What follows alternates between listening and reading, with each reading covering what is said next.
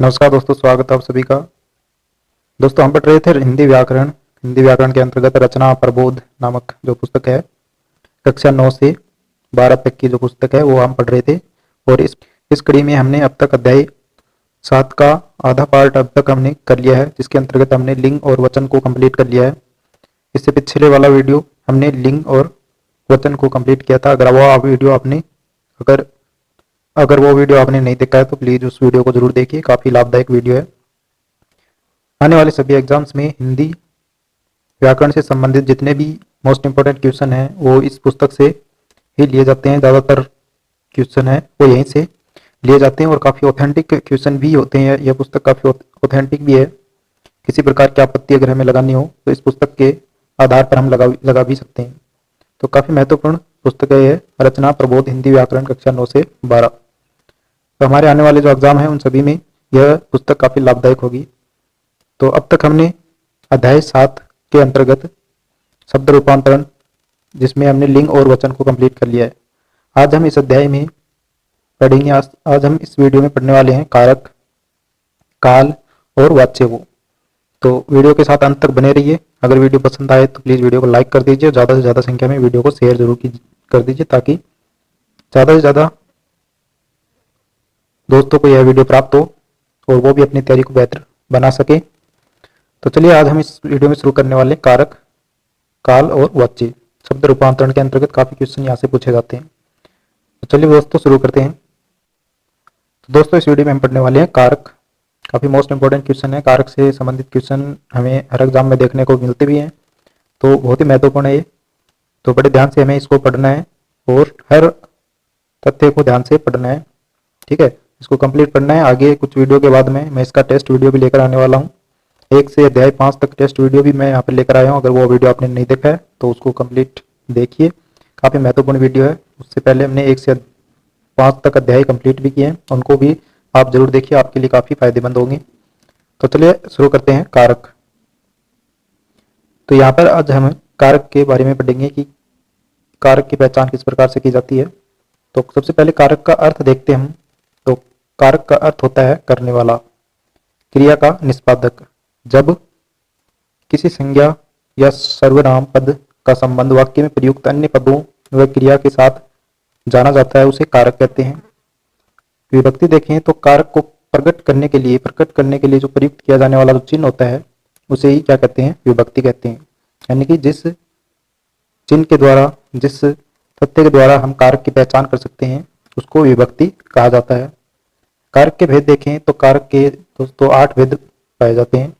याद रखना है, कारक के 8 भेद होते हैं। सबसे पहला इसमें कर्ता कारक। क्रिया करने वाले को व्याकरण में कर्ता कारक कहते हैं।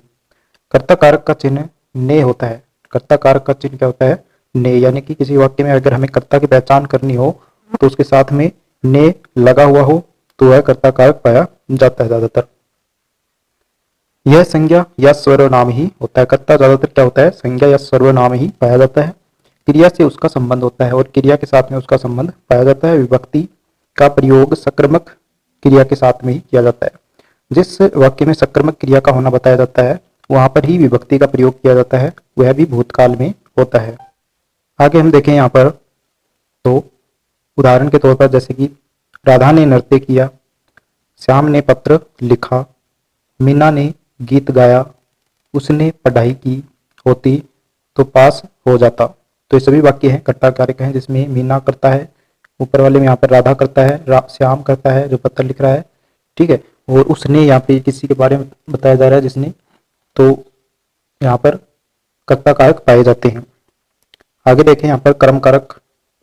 क्रिया का फल जिस पर शब्द पर पड़ता है उसे कर्म कारक कहते हैं। कर्म कारक का विभक्ति चिन्ह को, कर्म कारक का जो विभक्ति चिन्ह है वो को होता है, ठीक है। को से कर्म कारक की पहचान की जाती है।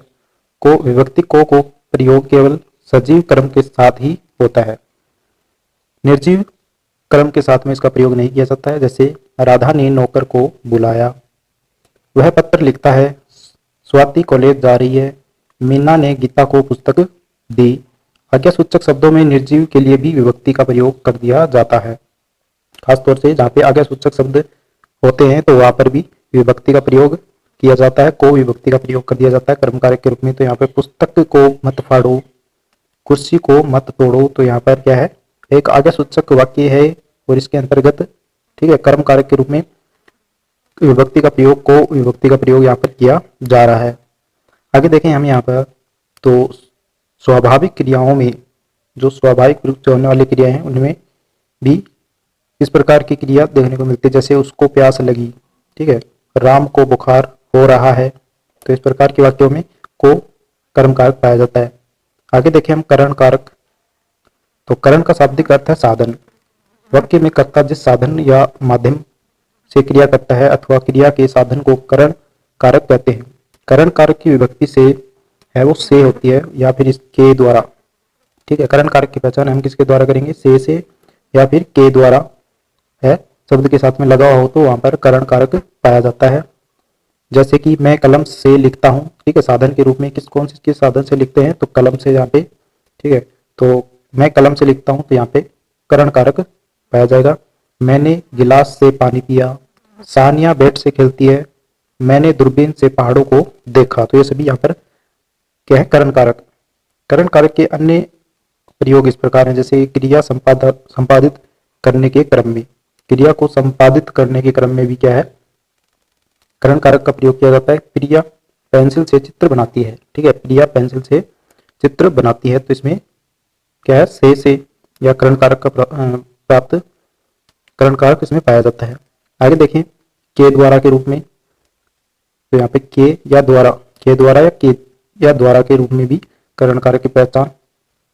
मुझे दूरभाष के द्वारा सूचना प्राप्त हुई, उसे डाकिये के द्वारा पत्र प्राप्त हुआ, ठीक है। यहाँ पे साधन के रूप में प्रयोग किया जा रहा है। आज्ञाजनित वाक्यों के रूप में, ध्यान से अध्ययन करो, स्कूटर से नहीं साइकिल से स्कूल जाओ। इसके साथ में सीख के रूप में, मेहनत से अच्छे अंक मिलते हैं। रीति के रूप में देखें तो भिखारी क्रम से बैठे हैं। गुण और स्थिति के आधार पर करण कारक की पहचान करें, तो राम हृदय से ही दयालु है, ठीक है, वह स्वभाव से ही कंजूस है। तो यहाँ पे गुण या स्थिति बताई जा रही है। मूल्य के आधार पर, सेब किस भाव से दे रहे हो, तो मूल्य के आधार पर मूल्य दर्शाया जा रहा है, तो इस स्थान पर भी करण कारक पाया जाता है। आगे देखें यहाँ पर, कमी दिखाने के लिए, कमी दिखाने के लिए, जैसे बुखार से बहुत कमजोर हो गया, वह अकल से अंधा या पैदल है। प्रार्थना के रूप में या निवेदन के रूप में देखें तो ईश्वर से सद्बुद्धि मांगे, तो यहाँ पर भी करण कारक पाया जाता है। उसके बाद संप्रदान कारक। संप्रदान का शाब्दिक अर्थ होता है देना। वाक्य में कर्ता जिसे देता है, अगर वाक्य में कर्ता के द्वारा कुछ दिया हुआ दर्शाया जाता है तो वहां पे संप्रदान कारक की पाया जाता है। अथवा जिसके लिए क्रिया करता है, यानी कि किसी के लिए क्रिया करता है कर्ता, तो वहां पर संप्रदान कारक पाया जाता है। उसे संप्रदान कारक कहते हैं जब कर्ता स्वतः, जब कर्ता स्वतः हटाकर दूसरे के लिए, वहां संप्रदान कारक होता है, यानी कि खुद के लिए न करके किसी दूसरे के लिए वह क्रिया करता है, तो वहां पर संप्रदान कारक पाया जाएगा। संप्रदान की विभक्ति के लिए या को होती है, ठीक है। संप्रदान की पहचान किसके लिए, के लिए या को के द्वारा संप्रदान कारक की पहचान की जाती है। के वास्ते, के निमित्त, के हेतु के रूप में भी संप्रदान कारक की पहचान की जा सकती है। जहां क्रिया द्विक्रमी हो वहां विभक्ति को का प्रयोग किया जाता है, ठीक है। जहाँ पे क्रिया द्विक्रमी पाई जाती है वहां पे को विभक्ति का प्रयोग किया जाता है। जैसे उदाहरण के तौर पर देखें तो सैनिकों ने देश की रक्षा के लिए बलिदान दिया, लोगों ने बाढ़ पीड़ितों के लिए दान दिया, ठीक है। मेरिट में आने के लिए मेहनत करो, तो यहाँ पे संप्रदान कारक की प्रधानता पाई जाती है। उसके बाद देखिए को के रूप में, को के रूप में तो राजा ने गरीबों को कंबल दिए, पुलिस ने चोर को दंड दिया, तो यहाँ पे को के रूप में भी इसका प्रयोग किया जाता है। उसके बाद देखिए अपादान कारक। अपादान का अर्थ है पृथक होना या अलग होना। संज्ञा सर्वनाम के जिस रूप से एक वस्तु, व्यक्ति का दूसरी वस्तु या व्यक्ति से अलग होने या तुलना के रूप में, ये बातें खासतौर से याद रखनी है। अलग होने या तुलना करने का भाव हो वहां अपादान कारक पाया जाता है। अपादान कारक की विभक्ति से है। अपादान की पहचान किससे की जाती है? से की जाती है, पृथकता के रूप में। पृथकता के अलावा अन्य अर्थों में भी अपादान कारक का प्रयोग किया जाता है, जैसे कि पेड़ से पत्ता गिरा, पृथकता के रूप में यहाँ पर अपादान की पहचान की जाती है। मेरे हाथ से गेंद गिर गई, यहाँ पर भी पृथकता का भाव पैदा हो रहा है। विजय शाला से घर आ गया, तो विजय कहाँ से? शाला से घर आया, तो यहाँ पे भी पृथकता का भाव पैदा हो रहा है। नदी पहाड़ से निकलती है, तो नदी भी यहाँ से पहाड़ से निकलती, तो इसमें भी पृथकता का भाव है। पहचान के अर्थ में देखें तो यह मारवाड़ से किसी की पहचान की जा रही है। दूरी के अर्थ में देखें तो पोस्ट ऑफिस स्कूल से दूर है, तो यहाँ पे दूरी का भाव पैदा हो रहा है, तो अपादान। तुलना के रूप में देखें तो विमला सीता से लंबी है। शिक्षा के रूप में देखें तो शिष्य गुरु से शिक्षा ग्रहण करता है, तो इन स्थानों पर अपादान कारक की पहचान की जाती है। उसके बाद आता है संबंध कारक। संबंध कारक किसी के साथ में संबंध को दर्शाया जाना।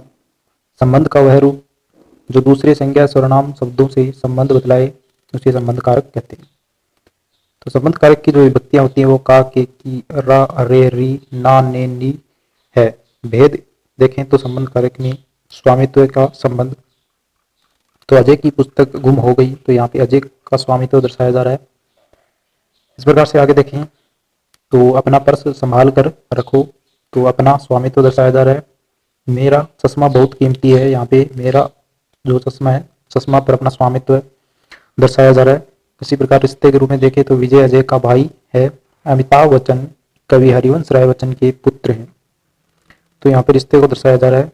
अवस्था के रूप में देखें तो मेरी उम्र 50 वर्ष है, यह युवक 30 वर्ष का है, तो अवस्था या उम्र के आधार पर भी अपादान संबंध कारक को दर्शाया जाता है। ठीक है, संबंध कारक को यहाँ पर दर्शाया जाता है। कोटि के आधार पर देखें तो कोटि के आधार पर या धातु के रूप में 5 मिट्टी के घड़े लेकर आओ। मैंने एक कांसे की कटोरी खरीदी है। मेरी साड़ी सिल्क की है, तो यहाँ पर भी संबंध कारक को दर्शाया जा रहा है। प्रश्नवाचक, प्रश्न के रूप में प्रश्न के स्थान पर संबंध कैसे दर्शाया जाता है? तो 5वीं कक्षा के कितने छात्र हैं, तो छात्रों का संबंध किससे दर्शाया जा रहा है? 5वीं कक्षा से। आपके कितने संतान है, तो संतानों का संबंध आपसे दर्शाया जा रहा है। अगला कारक है अधिकरण कारक।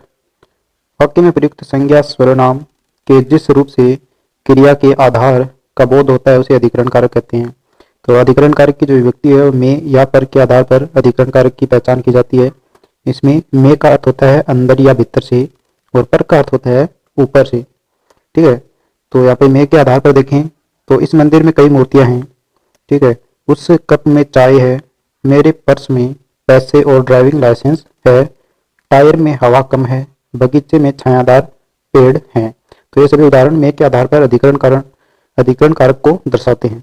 उसके बाद देखें कभी कभी में का प्रयोग है वो बीच या फिर मध्य के रूप में भी होता है। तो कैसे में का प्रयोग बीच के रूप में या मध्य के रूप में होता है? तो यहाँ पर देखें तो राम और श्याम में गहरी दोस्ती है। ठीक है, राम और श्याम के बीच में यह दोस्ती को दर्शा रहा है। भारत की संस्कृति विश्व में विशेष स्थान रखती है। पीटी उषा का नाम श्रेष्ठ धावकों में है। तो इस प्रकार से यह जो स्थान है में का जो रूप है वो अधिकरण कारक के रूप में यहाँ पर मध्य में या बीच के रूप में दर्शा रहा है। उसके बाद देखें पर का अनुसार अधिकरण कारक में को कैसे दर्शाया जाता है? तो मेज पर पुस्तक रखी है। ठीक है, पर का अर्थ हमने जाना था कि ऊपर से होता है, तो मेज पर पुस्तक रखी है, तो मेज के ऊपर पुस्तक रखी है, तो यहाँ पे अधिकरण कारक को दर्शाता है। पेड़ पर चिड़िया बैठी है, तो ये भी अधिकरण कारक को दर्शाता है। बहुतों में से किसी एक को श्रेष्ठ अगर बताना हो तो वहां पर भी अधिकरण कारक का प्रयोग किया जाता है। जैसे कि कक्षा में मनीष सबसे बुद्धिमान है। निश्चित समय अगर बताना हो तो वहां पर भी अधिकरण कारक का प्रयोग किया जाता है। जैसे कि परीक्षा समाप्ति की घंटी 3 बजने पर लगेगी, प्रति आधे घंटे पर चेतावनी घंटी लगानी है। तो इस प्रकार से ये क्वेश्चन बनाए जाते हैं। उसके बाद देखिए महत्व के आधार पर भी अधिकरण कारक का प्रयोग किया जाता है, जिसमें कदम कदम पर पुलिस का पहरा है। आगे देखें तो यहाँ पर तो बहुत से सैनिक सीमा पर तैनात हैं। ठीक है, महत्व है दर्शा रहा है यहाँ पर वाक्य, तो बहुत से सैनिक है वो सीमा पर तैनात हैं, हमें अपनी जुबान पर अटल रहना चाहिए। ठीक है, हमें अपनी जुबान पर अटल रहना चाहिए। तो ये वाक्य भी अधिकरण कारक को दर्शा रहा है। इस प्रकार से जल्दबाजी बतलाने वाले जो शब्द वाक्य होते हैं उनमें भी अधिकरण कारक का प्रयोग किया जाता है, जैसे कि वह तो घोड़े पर सवार होकर आता है। ठीक है, इसमें भी क्या होता है, अधिकरण कारक का प्रयोग किया गया है। इसी प्रकार से आगे देखें, अगला जो कारक है वो संबोधन कारक होता है। वाक्य में जब किसी संज्ञा को पुकारा जाए अथवा संबोधित किया जाए उसे संबोधन कारक कहते हैं। संबोधन में पुकारने और बुलाने एवं सावधान करने का भाव आता है। ठीक है, संबोधन कारक में पुकारने का, बुलाने का या फिर सावधान करने का भाव हमें दिखाई देता है। तो सबसे पहले देखें यहाँ पे संबोधन कारक के विभक्ति चिन्ह देखें तो हे, ओ, अरे। तो ये जो कारक है संबोधन कारक के विभक्ति चिन्ह है। इसके अंतर्गत देखें वाक्य जैसे कि हे भगवान, कैसा जमाना आ गया है। ठीक है, भगवान को संबोधित कर रहा है यहाँ पर। हे ईश्वर, मेरा पोता कहाँ है गया। अरे अरे, ये क्या कर रहे हो। अरे गुरुजी, आप इधर कैसे। तो इसमें भी क्या है, संबोधन कारक दर्शा रहा है यहाँ पे। अरे बच्चों शोर मत करो, तो इसमें भी संबोधन कारक को दर्शाया जा रहा है। इसी प्रकार आगे देखें यहाँ पे कि ओ खिलौने वाले, बतलाना कैसे खिलौने लाए हो। ओ भाई, कहाँ भागे जा रहे हो। तो इन सभी में संबोधन कारक को दर्शाया जा रहा है। उसके बाद देखें दोस्तों, यहाँ पर सभी संबोधन कारक हमने देखे। उसके बाद कुछ संबोधन कारकों में विभक्ति चिन्ह क्या होते हैं, समान होते हैं, उनके अंतर को भी हमें समझना चाहिए। तो जैसे कर्म और संप्रदान कारक में अंतर, दोनों में विभक्ति चिन्ह है वो को आता है, तो इनको भी समझना चाहिए।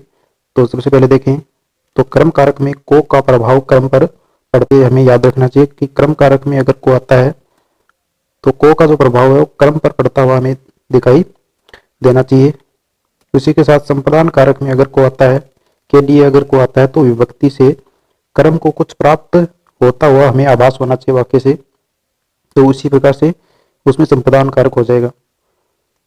अगर कर्म पर कर्म प्रकट,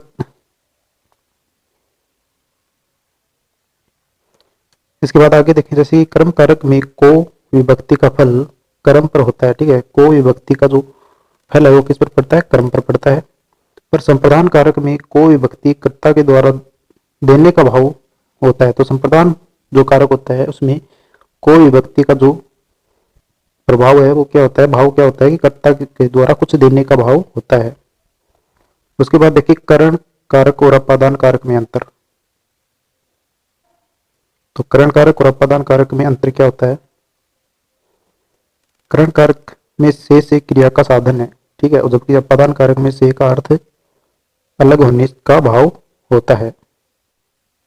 उसके बाद आगे देखें यहाँ पे करण कारक से क्रिया का फल प्राप्त होता है, जबकि अपादान कारक से तुलना, दूरी, डरने या सीखने का भाव हमें दिखाई देता है। उसके बाद देखिए संज्ञाओं की कारक रचना कैसी होती है।